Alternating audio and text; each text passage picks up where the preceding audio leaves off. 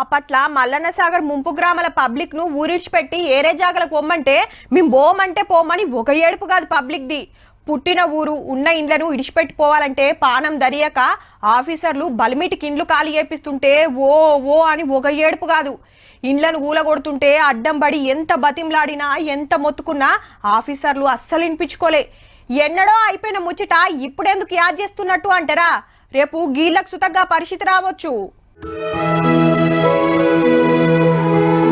చుట్టూ పచ్చటి పొలాలు, అందమైన అడవి నడుమ నిమ్మలంగా ఊరి మీద ఒక్కపారే పిడుగు పడ్డట్టు అయింది.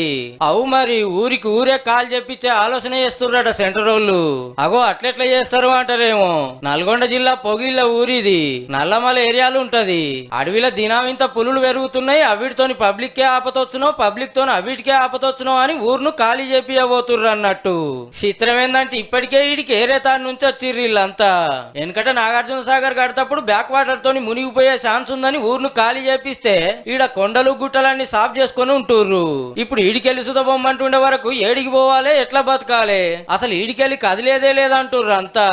ఇక్కడ నుంచి వెళ్ళేదే లేదు, మేము పోయేదే లేదు, ఇక్కడనే బతికేస్తాం, ఇక్కడనే ఉంటాం.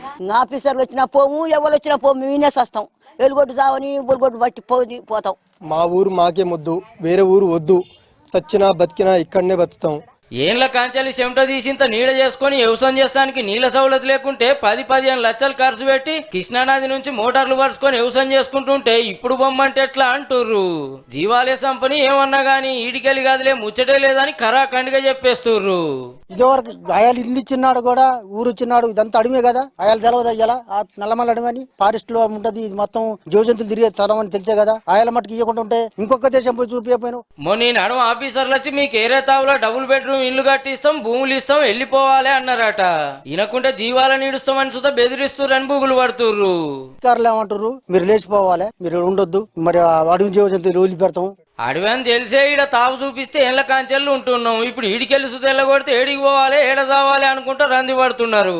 ఇప్పుడు తీసుకొచ్చి తోలిరి, అప్పుడు ఎలా కొట్టినా పోయేవాళ్ళని. ఇప్పుడు తీసుకొచ్చి పెట్టి మళ్ళీ తీసుకురామంటే ఎక్కడ పోయి సావాలి, బువ్వ లేక నీళ్ళు లేక సచ్చి. అయితే పబ్లిక్ ఒప్పుకుంటేనే పంపిస్తాం, లేకుంటే లేదని అంటుర్రు ఆఫీసర్లు. కానీ మునుపు చూడలేదా? సర్కారు తలుచుకుంటే ఖాళీ చేయాల్సిందే. చూడాలే మరి పొగిళ్ళ ఊరు పొక్కిలైతుందో పచ్చగానే ఉంటుందో.